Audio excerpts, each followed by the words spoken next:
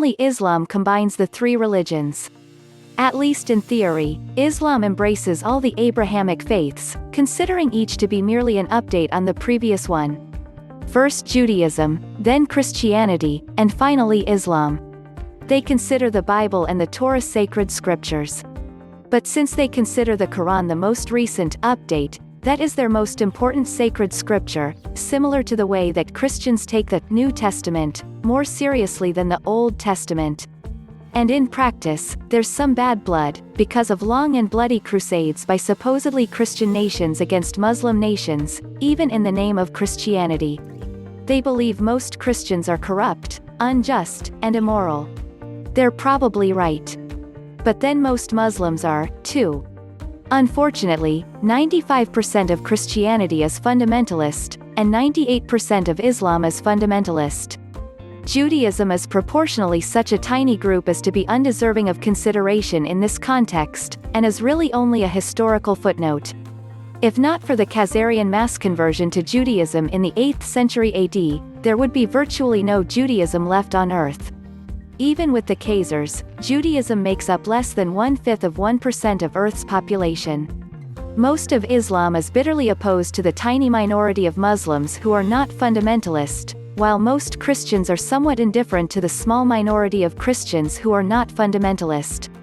So that's a minor point in Christianity's favor. Those who wish to escape the dishonesty of fundamentalism, including myself, tend to embrace agnosticism or Eastern religions. I consider atheism an equally dogmatic and dishonest overreaction, but to each his own. I consider agnosticism honest, because it asserts we just don't have enough evidence to be sure, which is correct. But atheism asserts that lack of evidence is evidence of lack, which is not correct. There's nothing inherently wrong with the Abrahamic traditions, it's just that they are dominated by fundamentalist thought, which is a dishonest political corruption of religion. You can't use religion as a tool of political control for 2,000 years without paying a consequence. That consequence is that most people in the West today have seen through the ruse, and understandably don't take religion seriously anymore. It's not because most people are godless faithless as Christians may suggest, it's because fundamentalist religion is godless insincere, asserting that something unprovable has been proven. Zoroastrianism is the monotheistic faith established by the Persian prophet Zoroaster, also given as Zarathustra, between c. 1500 to 1000 BCE.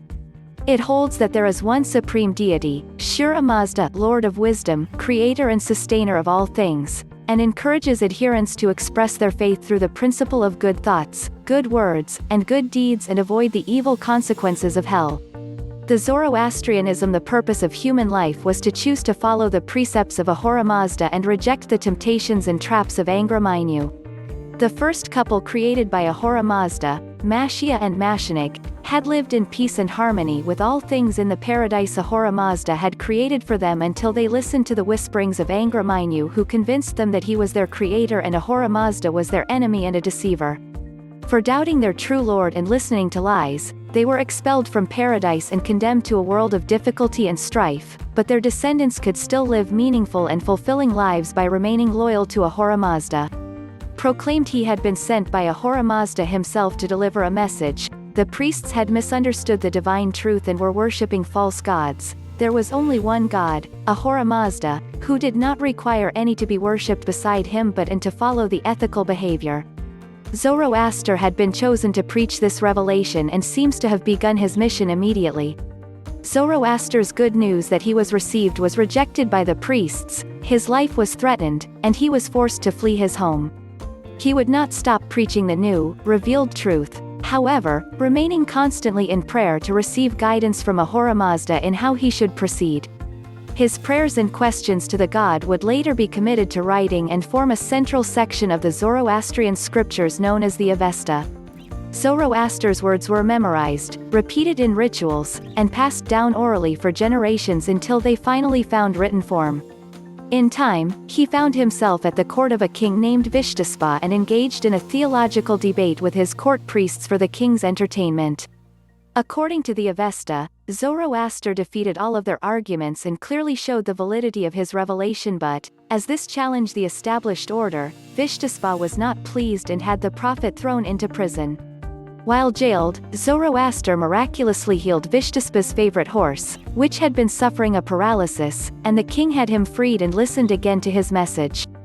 Vishtaspa, according to Zoroastrian tradition, became the first convert and, since he was a king, others quickly followed. Zoroaster wrote nothing down and neither did his early disciples.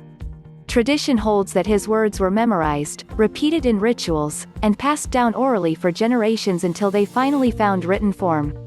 How the religion spread after Vishtaspa is unknown, but it was widespread by the time of the Achaemenid Empire, c. 550 to 330 BCE, whose ruling class were Zoroastrians. Zoroaster is said to have continued preaching his faith until he died, around the age of 77, either of old age or, according to later works from Sasanian period, assassinated by a priest of the old religion. Zoroastrianism, in fact, a monotheistic faith, teach the concepts of individual responsibility for salvation, judgment after death, an end time, a heaven and hell. Zoroaster's new faith was rested on 5 principles.